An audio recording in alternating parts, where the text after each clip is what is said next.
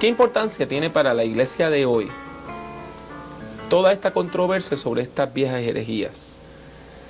Tiene importancia porque las herejías se repiten. Se reciclan. Sí, vestidas con otra ropa, pero se reciclan, se aparecen otra vez. Y eso puede ver muchas cosas. Por ejemplo, hay toda una tendencia, en el día de hoy el gnosticismo está creciendo otra vez. Esa idea de que el espíritu es bueno, la carne es mala, todo eso se está reciclando y hay hasta grupos ya ahora que sostienen eso. Hay todo ese movimiento, muchas veces lo que se habla de espiritualidad, que la espiritualidad es buena, pero hay una idea de espiritualidad que es, vamos a ver cómo nos deshacemos del cuerpo, de lo físico, y eso se mete en la iglesia. El asunto de Marción, que si Dios es malo, el Dios del Antiguo Testamento es malo, yo he oído en escuelas dominicales a algún maestro decir, bueno, es que el Dios del Antiguo Testamento es un Dios de venganza y un Dios justiciero, y Jesucristo es el que habla de que Dios es un Dios de amor. Mientras no, el Antiguo Testamento habla que para siempre es su misericordia, ¿no? Sí, eso es así. Y Jesucristo dice que allí será el crujir de dientes. Así que... O sea, que hay personas que sin darse cuenta están repitiendo algunas de estas ideas equivocadas que la iglesia ha rechazado por más de 1700 años, 1800 años. Exactamente. Y como no conocen la historia, las están repitiendo aún en nuestras iglesias. Exactamente. Y lo mismo sucede en cierto modo. Muchas de esas herejías antiguas eran manera de evitar la cruz, el escándalo de la cruz, ¿no? Jesucristo no murió de verdad. Esa cruz, eso no es importante. ¿Puedes explicar? Y eso sucede un poco hoy con esas teologías de prosperidad, de que si yo soy cristiano, pues todo me va a salir bien, ¿no? Que son doctrinas que se deshacen de la cruz, de la importancia que tiene la cruz. O sea, puedes explicar eso un poco más, o sea, porque no es que hay cristianos que están diciendo que la cruz no pasó, es que no quieren enfrentar el significado verdadero de la cruz. Eso es lo que estás diciendo. Exactamente. No es solamente que la cruz pasó, es que para Jesús, para la enseñanza de Jesús, la cruz es el paradigma de la vida del cristiano. Si alguno quiere venir en pos de mí, tome su cruz. Niegue a sí mismo, tome su cruz y sígame. Hay que tomar la cruz. Y tomar la cruz no es sencillamente voy a aceptar lo que me caiga encima. Tomar la cruz es llevar una vida que al fin y al cabo lleva al Calvario. Y entonces lo que me estás diciendo es que hoy día hay algunas personas que quieren ser cristianos sin cruz, sin llevar cruz. Y hasta que piensa que mientras más cristiano tú eres, mejor te salen las cosas. Lo cual quiere decir entonces que Pablo fue terrible cristiano porque fue azotado y apedreado y carcelado y yo que sé cuántas cosas, naufragó. Y que el mismo Jesús fue muy mal cristiano porque fue asesinado. Exactamente. Pero tú sabes que hay mucha gente en las iglesias hoy que piensa, si tú eres cristiano, todo tiene que salirte bien. Todo te sale bien, vas a estar muy bien, vas a sacarte la lotería, vas a tener un automóvil, yo qué sé qué, o por lo menos los problemas se te van a resolver. Y lo que la Biblia dice es que sí, a veces Dios resuelve los problemas, pero a veces no. Y a veces ser cristiano, en lugar de quitarte problemas, te trae más. Exacto. Sí, porque por ejemplo, estos hermanos del primer siglo, si no hubiesen sido creyentes, si no hubiesen sido cristianos, nunca hubiesen tenido el problema del martirio. ¿No? Y Pablo tampoco, Pablo hubiera estado muy tranquilo, dando su clase ahí metido a rabino, muy tranquilo, sin tener todo el problema que tuvo después. ¿No? Sabes que hace unos años yo estaba en Colombia y allí había un puertorriqueño que se había mudado a Colombia y estaba predicando unas doctrinas muy raras y muchos pastores se acercaron y me dijeron lo que él estaba predicando. Y estaba predicando a Marción. Él les decía que el Antiguo Testamento no servía, que nada más se podía hacer el Evangelio de Lucas, que solamente se podían leer algunas cartas de Pablo. Y fue bien interesante que una de las cosas que hicimos fue que fuimos a una librería, buscamos tu libro, Historia del Pensamiento Cristiano 1, y los pastores con los cuales yo estaba leyeron esos capítulos sobre Marción y se dieron cuenta que lo que para ellos era algo nuevo y confuso, era algo que la iglesia había resuelto hace muchísimo tiempo. Exactamente. Y por eso que la historia es importante. Para, como decía un amigo mío, para no meter la pata dos veces en el mismo hoyo. ¿Qué nos puedes decir acerca de cómo la iglesia se gobernaba durante estos primeros siglos de la cristiandad? Bueno, sobre eso se ha debatido mucho y se ha discutido mucho. Y lo que sucede es que en realidad la iglesia se ha gobernado de distintas maneras, en distintos lugares, en distintas épocas, ¿verdad? Al principio la iglesia se gobernó como una sinagoga. Como una sinagoga. Sí, porque era como una especie de la sinagoga de los cristianos, los judíos que se hacían cristianos. Cuando los echaban de la sinagoga de los judíos, pues entonces se gobernaban como se gobernaba una sinagoga, con sus elecciones de los líderes de sinagoga, todo eso.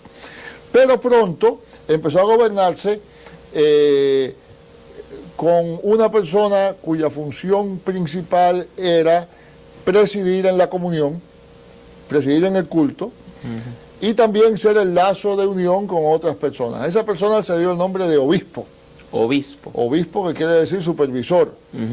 También presbítero, que quiere decir anciano. Y originalmente la palabra presbítero y obispo era la misma. Era la misma cosa. Pero poco a poco se fue diferenciando, ¿verdad? ¿Y cómo fueron surgiendo los obispos? Pues mira, es interesante porque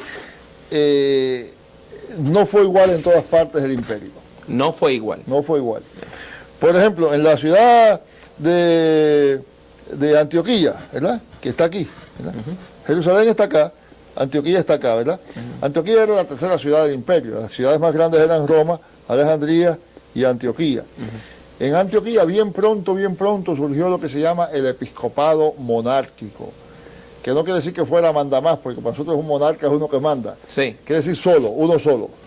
Eso en contraposición a lo que se llama el episcopado colegiado, que había varios obispos. En Roma parece que al principio, por lo menos hasta el año 90 y tantos, había varias personas que tenían el título de obispo. Ya. Y entonces, mientras en Roma había un episcopado colegiado, acá en Antioquía había un episcopado solitario, uno solo, monárquico. O sea, resumiendo eso, a ver si estoy entendiendo bien, que había dos modelos básicos para el trabajo de los obispos. En algunas ciudades había un solo obispo y cada iglesia tenía su pastor o presbítero. Exacto. Y en otras regiones, cada congregación grande, cada grupo grande tenía su propio obispo. No, vamos a hablar todavía, estamos hablando todavía de cuando hay una sola iglesia en cada ciudad. O sea que en una sola congregación podían haber varios obispos. Exactamente. En Roma parece que cuando había en Roma una sola iglesia había ya varios obispos. En Antioquía había un solo obispo. Poco a poco se fue cambiando y se llegó a la costumbre de que en cada ciudad había un solo obispo. Así que al fin y al cabo este sistema de episcopado monárquico que surge parece acá va a dominar y va a haber un solo obispo. Ese obispo lo elige la congregación, lo eligen todos los cristianos de la congregación. Sí. Ahora, sin embargo, para asegurarse de que ese obispo no es hereje, hablamos antes de las herejías, Sí. pues se sigue un sistema de consultar con otros obispos cercanos.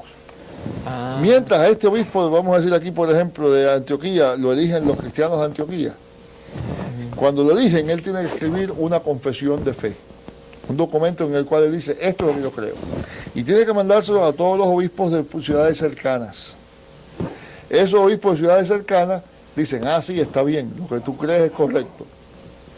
Y entonces para consagrar, en el acto de consagrar a ese obispo, hay por lo menos 3 otros obispos de fuera que vienen a participar en ponerle la mano. De manera que aunque este obispo es elegido por la congregación, no es consagrado por la congregación, sino es consagrado por el resto de la iglesia, simbolizado en estos 3 obispos que vienen de fuera. Pronto sucede otra cosa. La iglesia está creciendo en cada ciudad. En cada ciudad no cabe ya la gente para reunirse sola todos los domingos, todos los cultos juntos, y hay que celebrar la comunión entonces en otros lugares. Entonces surge lo que se llaman los presbíteros. Se separa entonces el obispo del presbítero, cada obispo del presbítero. Los presbíteros por lo general son nombrados por el obispo y son personas que van entonces en representación del obispo a presidir la comunión, el culto, en todas las otras iglesias de la ciudad. En algunos casos interesantes, en Roma, por ejemplo, tenemos la historia de que se llevaba un pedacito del pan de la comunión del obispo a todas las otras iglesias, para simbolizar que es una sola iglesia. Que nunca había escuchado eso. Eso se llama el fragmento. Fragmento. Mandan el fragmento y esa es la manera como se simboliza esa unidad de todos los cristianos. Hay otros cargos también en la iglesia, están los diáconos, y poco a poco los diáconos se van volviendo las personas que se ocupan de los servicios de la iglesia, es decir, el servicio a la comunidad, a los pobres, la administración, todo eso. Y entonces están las viudas. O sea que las mujeres tenían órdenes de ministerio también. Bueno, y quizá hasta órdenes de ministerio como pastores. Hay un documento en el siglo II en el cual un gobernador romano le escribe al emperador diciendo que torturó a 2 ministras. ¿Verdad? En la Biblia, como tú sabes, hay por lo menos una mujer a la cual se da el nombre de apóstol, Junia. Así que al principio parece que no, pero poco a poco el ministerio de las mujeres se va concentrando en lo que se llaman las viudas, que originalmente eran viudas de verdad. Las mujeres que habían enviudado no tenían quien las mantuviera, y entonces la iglesia las mantiene, y a cargo de eso de mantenerlas, pues empiezan a prestar servicios en la iglesia. Sí. Se ocupan de la enseñanza de las mujeres, se ocupan de varias cosas de ese tipo, ¿verdad? Pronto aparecen mujeres que dicen, bueno, yo tengo que casarme y enviudar para poder hacer esto. Y claro, la respuesta es que no. Y entonces hay lo que se llaman las vírgenes y las viudas, ¿verdad? Esas mujeres son el origen del movimiento monástico. Hay movimiento monástico femenino antes que lo haya masculino. Hay monjas antes de que hubiera monjes, ¿verdad? Yeah. Porque ese es el origen de eso. Esas viudas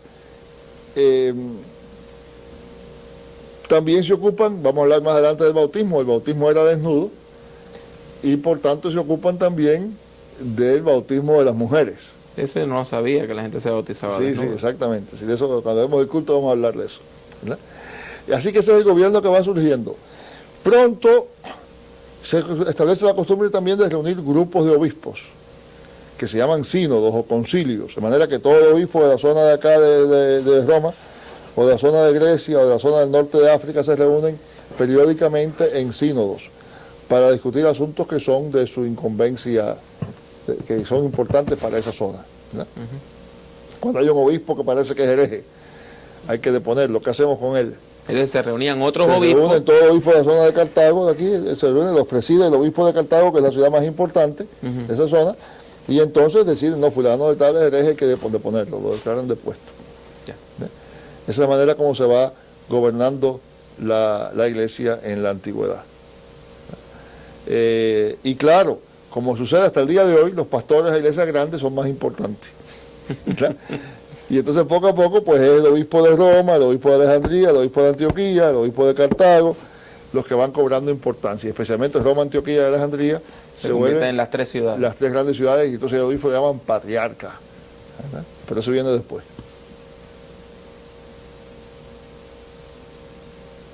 Ahora que acabas de mencionar el bautismo, ¿qué sabemos sobre el culto cristiano durante estos primeros siglos? Bueno, primera cosa que hay que acordarse es que no había día de vacaciones el domingo.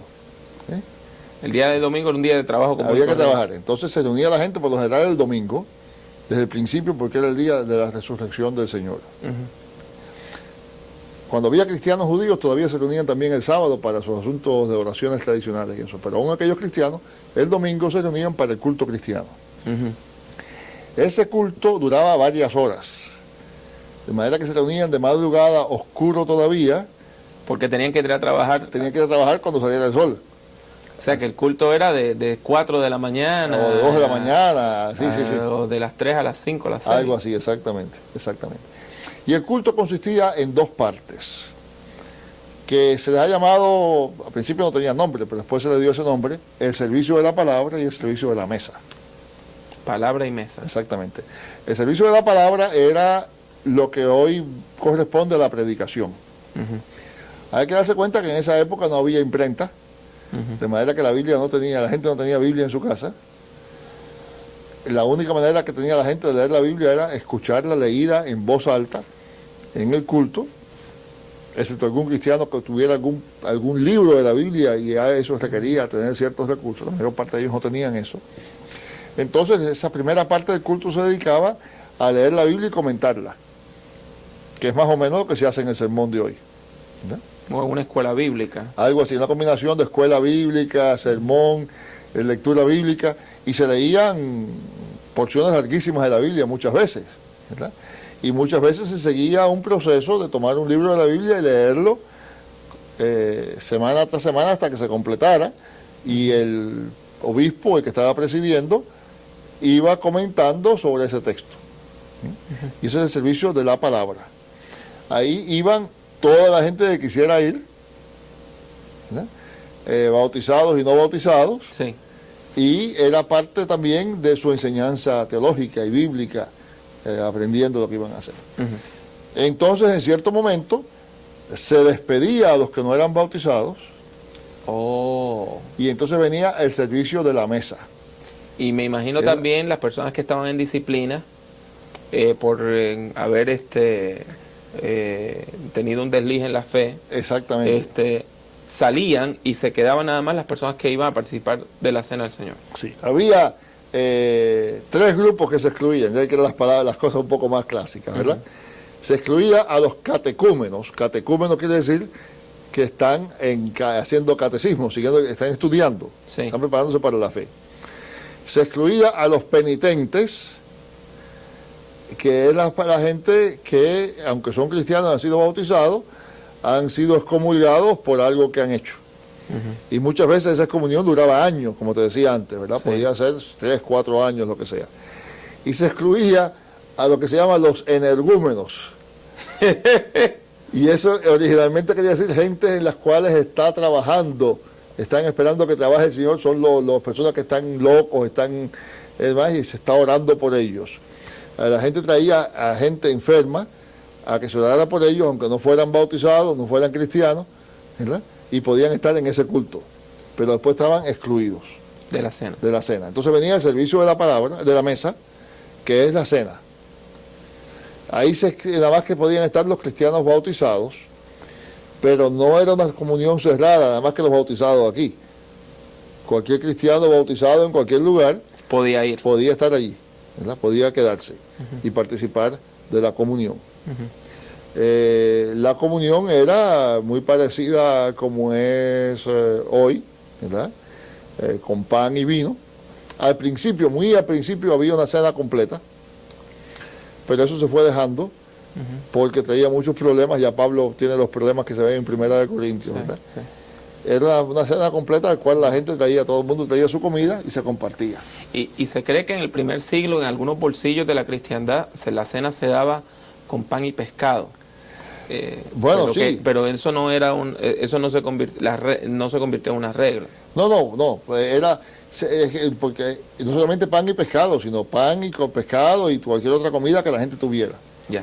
Y en parte eso tenía un valor también porque la cena no era tanto centrada en la pasión de Cristo como en la resurrección y en su segunda venida. Era como una anticipación de la boda del Cordero. Entonces. Exactamente, el banquete del Cordero. Y entonces era el día en que nadie podía pasar hambre. Ya.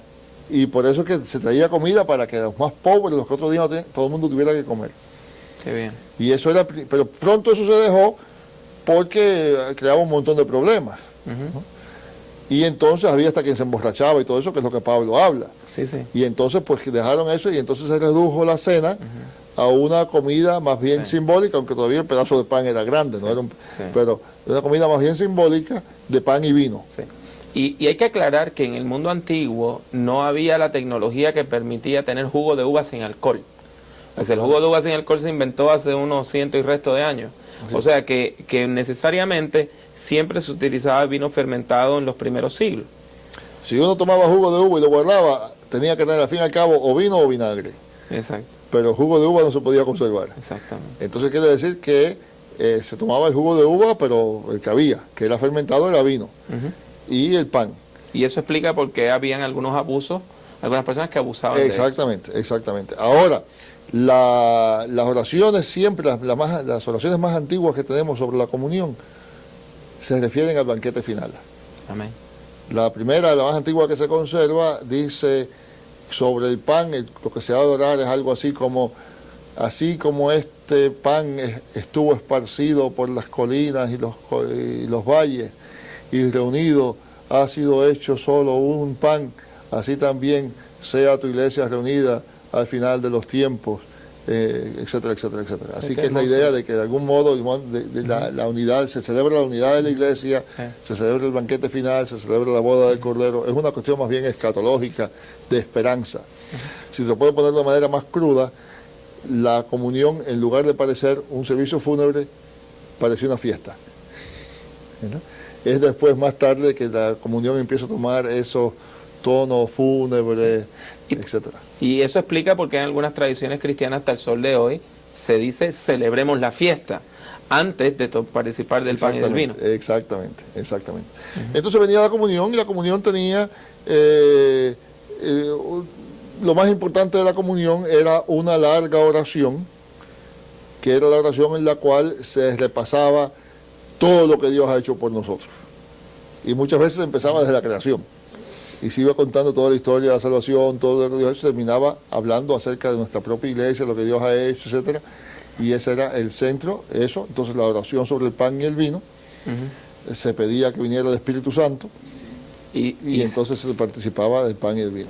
Y es interesante porque la palabra clásica, Eucaristía, para referirse a la cena del Señor, lo que quiere decir en griego es dar gracias, una acción de gracias. O sea, Sí, y entonces cuando me dice que esa oración larga, donde se repasaban los eventos de la historia de la salvación, es una gran acción de gracias. Exactamente, exactamente.